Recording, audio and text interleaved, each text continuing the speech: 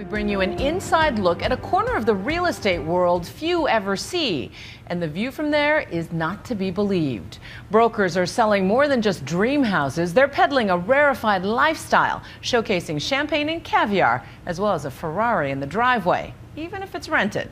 ABC's Paula Ferris discovered the tricks of the trade for our series, Realty Check. You've got the amazing infinity edge pool. Insane. Insane. I mean, how much better does it get? From the palaces of LA to the penthouses of Manhattan, luxury living is back and more expensive than ever. This month, mansions in Los Angeles and Greenwich, Connecticut each sold for more than $100 million, shattering records. Welcome to the famous billiard room. The fireplace mantle, Hearst brought from a French chateau. And this legendary Beverly Hills estate is still available for anyone with a spare $135 million. It's a very exciting time to be living in the ultra high end, and it's like the Dow Jones, you know, who knows how high it'll go.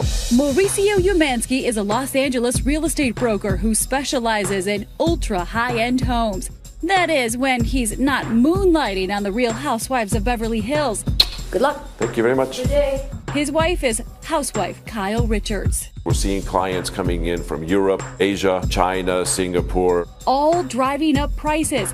With demand high and inventory low, the U.S. housing market is on fire at all ends of the spectrum. Real estate just keeps beating expectations in terms of sales. So today I have a really important client that's flown in from out of town. They're a real business titan, a little bit more conservative, so today I definitely will put on the tie.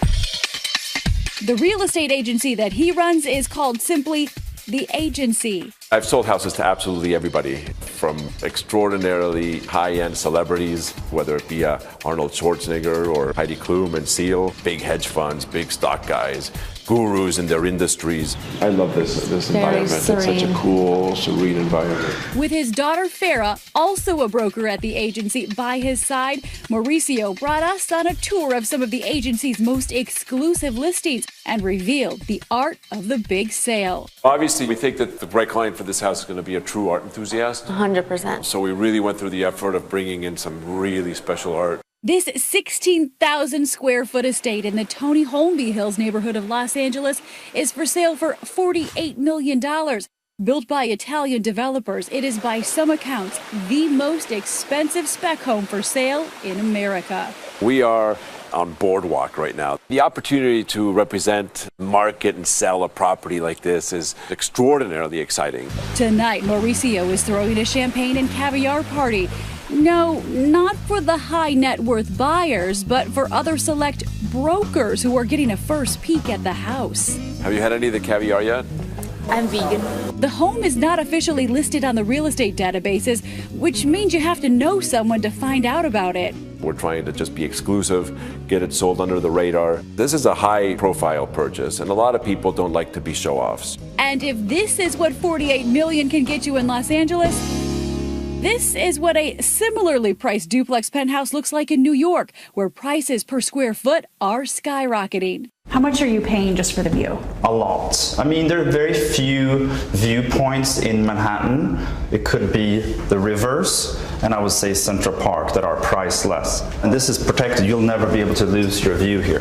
Frederick Eklund. You may recognize him from Bravo's $1 Million Listing New York, and his business partner, John Gomes, head one of the top producing real estate brokerage teams in the country. You have a staff door, because this apartment was 2 apartments that were combined. So if you're entertaining in the great room, you can actually have staff that's coming in and working in the kitchen. Because obviously if you have a $42.5 million property, you're not doing the cooking yourself. Exactly. Right. The apartment that they hope to sell is in the upscale Time Warner Center next to Central Park. Walk-in closets are very important. This is my favorite. This was designed by a woman. This is like a bowling alley. Yeah. It reminds me of that one in Sex and the City. And wait, this tub. If I was about to drop 42.5 million, I would want to verify just how good my view is from laying here in bubbles. Yes. And I'm 6'5" almost. You are tall. And note the positioning of the tub looking at Central Park. Wow. Is this the view that you want when you got your rub-a-dub tub? At $12,000 per square foot, they say their most likely buyer will be international, shopping for a New York City crash pad. If they're from out of town, it's our job to sell New York and sell the city and the lifestyle. So we hook them up with a concierge, we get them tickets, we fly them different places, we fly them to Hamptons. Yes, it's all about them buying into New York, the Time Warner, this building, and also, of course, the $42.5 million apartment. We're selling a lifestyle. And this is all on your dime, correct? All on our dime, correct. Across the country, Mauricio's marketing strategy includes an Enzo Ferrari worth more than $1 million. For this much money, you actually get to park your car on a lawn.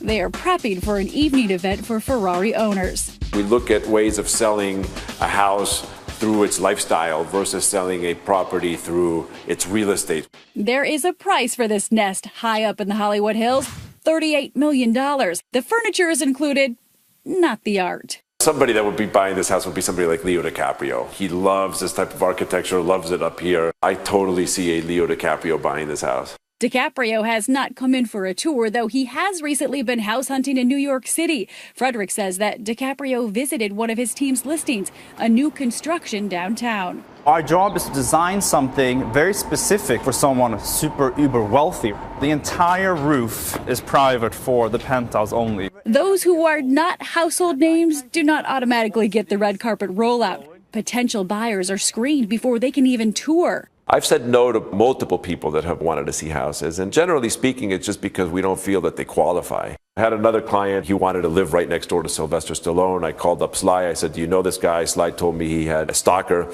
and we were able to cancel the showing before it ever occurred. Have you ever been taken advantage of? Unfortunately, we have, yes. It's nothing for us to ask for bank statements, letters from accountants to verify that there are enough monies that are in their accounts. It's pretty standard at this price point. When all goes well and the sales come through, the potential payoff is big. For a home in the $50 million range, commission is about $2 million. I think getting the big numbers is very important. I've always said that if you want to get rich, increase the size of your deals. What are you driven by? The rush I get when I've been negotiating for a long time and I do the impossible, which is getting the buyer and the seller to meet. And then I high kick and I jump up and down and I scream. A rush that can be worth millions. I'm Paula Ferris for Nightline in New York. Oh, God, a day in the life.